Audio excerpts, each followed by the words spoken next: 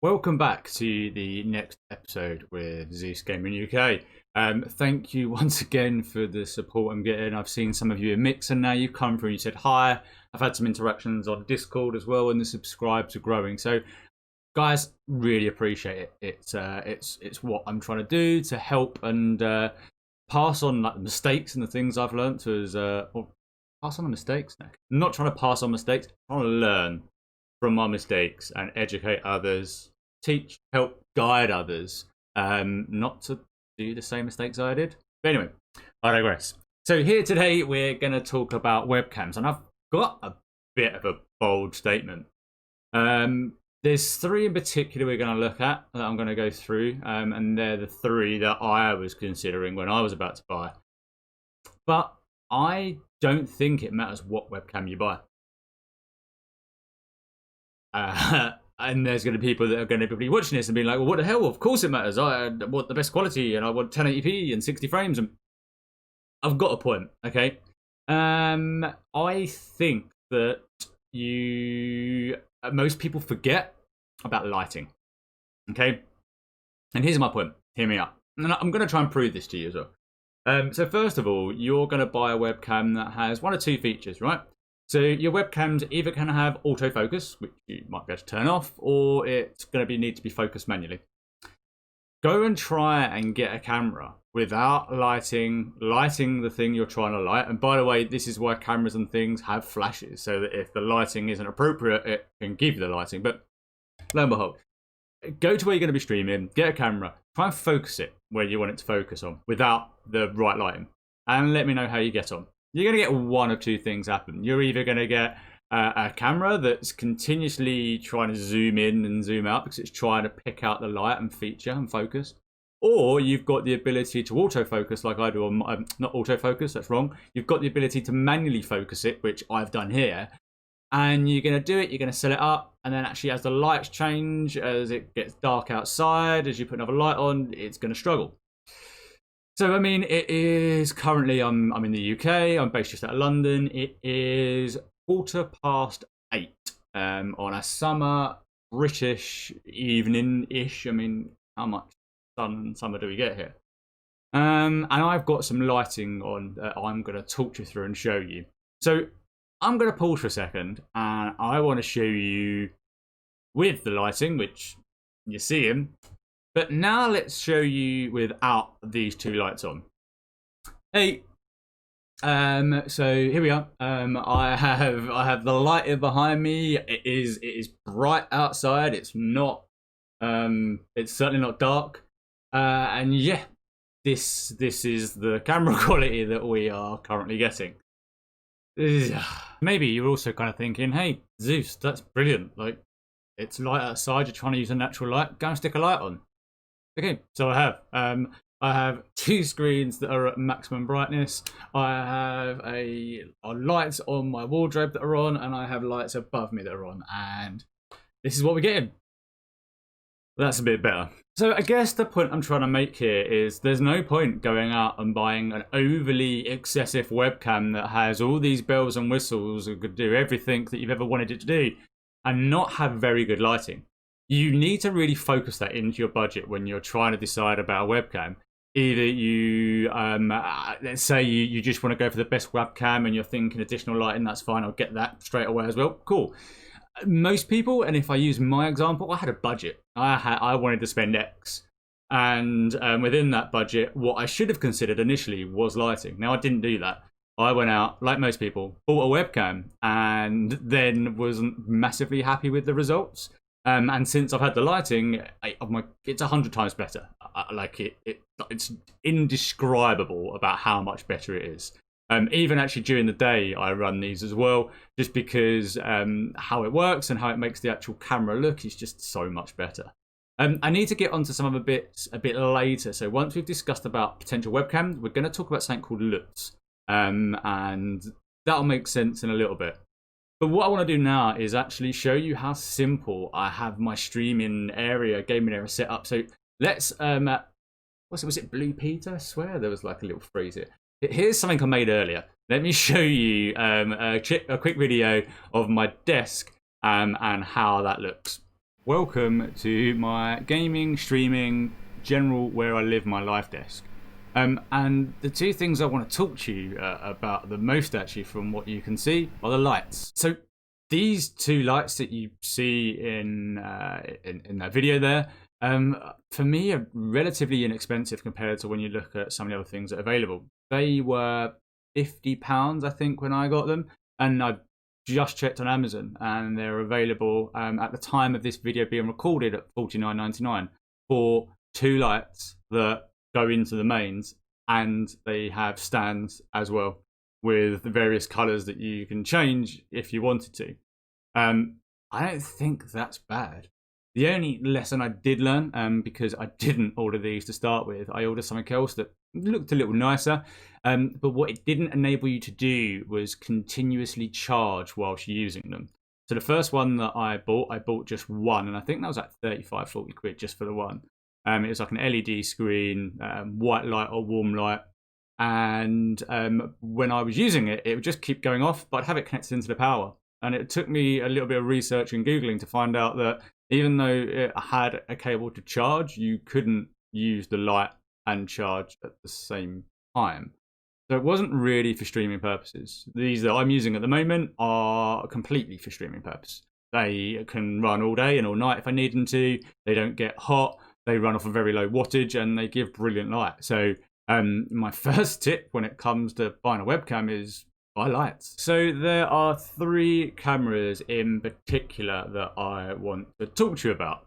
Now, bear in mind, webcams are functional and they can do your job, especially if you are just using it as a tiny image on your screen as a webcam, a sort of format for your streamers or viewers to watch you. I don't know how much benefit there is in about going to get yourself a professional camera like a lot of the top streamers and YouTubers do.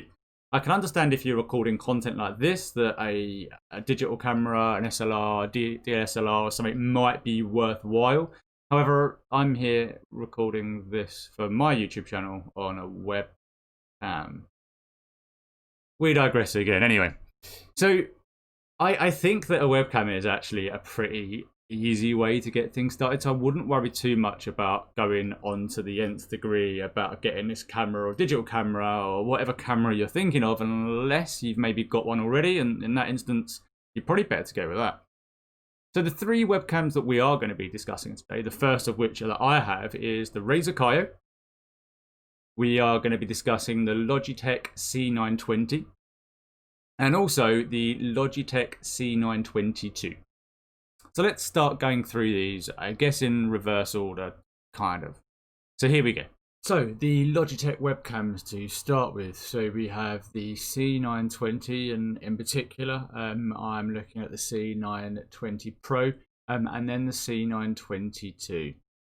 They are some of the most documented and featured webcams across YouTube. And you'll find a lot of streamers that aren't using professional cameras using these.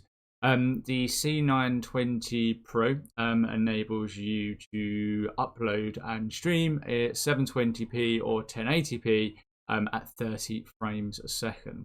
They both, that's the C920 and the C922, they both have a 78-degree angle field of view. So that would be this part here. About the angle that the camera will come out at.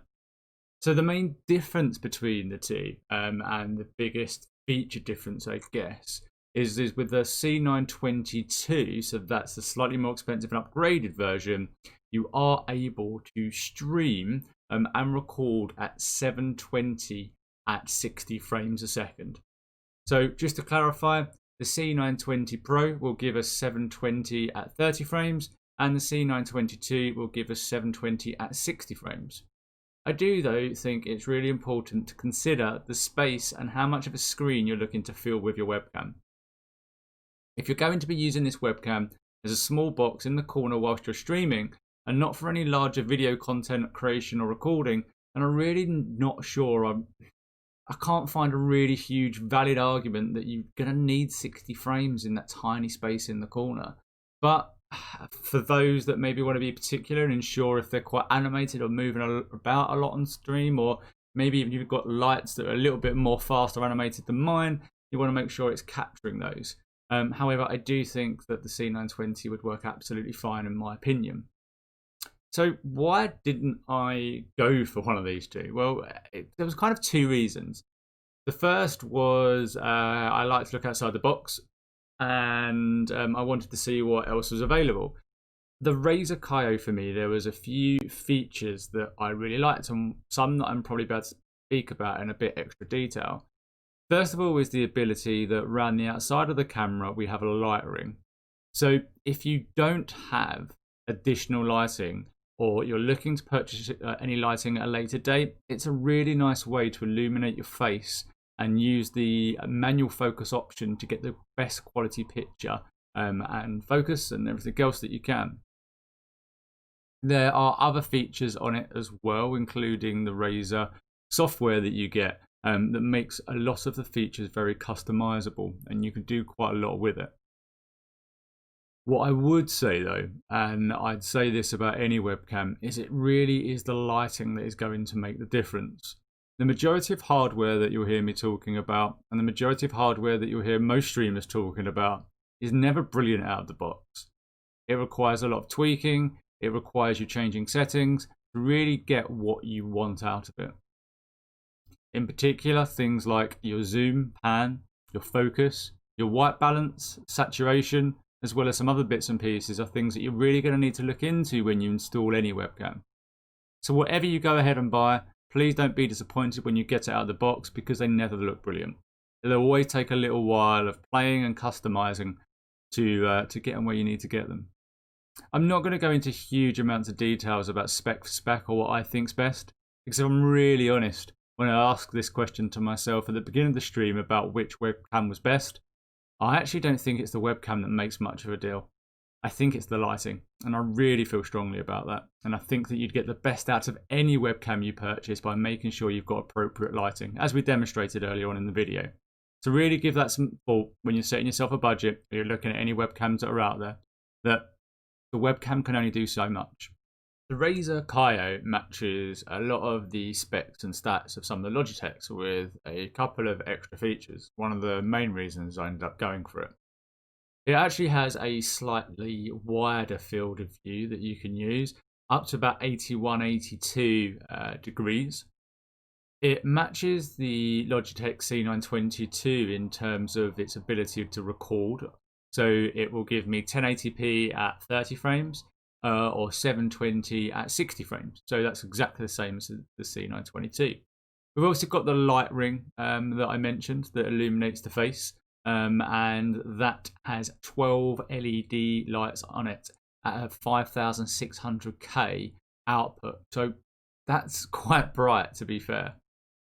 The Razer Kaio comes with a lot of additional software and bits and pieces that can be customized through the program when being used and set up for the first time. At the beginning of the video, we mentioned something called LUTs, which are a program or a feature that you can upload to your streaming software.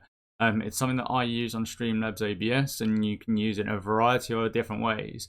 But it gives you the ability to add settings pre-made to your webcam that enable it to do certain things and look different, or give it a warmer filter, some depth, picking out certain colors. And it is kind of brilliant. I had a little play about with trying to create these myself, and I wasn't overly successful. When I started looking across the internet, I found a fantastic fellow streamer and YouTuber that has created these free of charge, and they're available for anybody to download. I use them myself. So just as I have in my other previous videos, rather than trying to reiterate to you what he has already said, I'm just going to show you a short clip of his video. I'm going to post the full URL for the whole video in my description below. And I'm also going to post the link that you're going to need if you want to go and get these LUTs that he has completely free of charge through him himself. What's up guys, welcome back once again to the Gaming Careers YouTube channel. Today's video we're going back to tutorials, you'll be glad to know, and we are looking at how to apply a filter or a lookup table within OBS or Streamlabs OBS for your webcam. Now, this might be the first time you've ever heard of lookup tables or filters, but I'm sure if you've used any app on your smartphone in the last 5 years, Instagram, Snapchat, even your camera, you're going to know about what filters are. They're basically ways of adjusting how a picture or a video looks by applying slightly different effects to the colors, and you can get some really cinematic and nice looking shots, and we're going to be doing that within OBS for your webcam. Now, probably one of the hardest things about creating these LUTs or filters is going and finding them on the internet, converting them into the right format, and then you apply it to your webcam. It doesn't look any good, so you go and try and find another one. I've taken that whole process out for you, and I have got 30 LUTs that you can download, and you can apply each one, find the one that suits you the best. I've tried to get a complete range so that it suits all kinds of webcams and environments. All you have to do is download and apply the LUTs, and that is what we're going to be looking at today in this video. Is another episode done. I really want to thank everybody that's been tuning in. As always, you guys are making this so worthwhile. It would really help an enormous amount if you could take a little bit of time for me and just hit the subscribe down here. Take some time to read through the description, as everything that we talk about is always linked below. My socials through my link tree are also available there, and it really means a lot if you take some time to check those out. But in the meantime, more than anything, I hope you stay safe, I hope you're enjoying what you're watching, and I really look forward to seeing you on another episode with me very soon.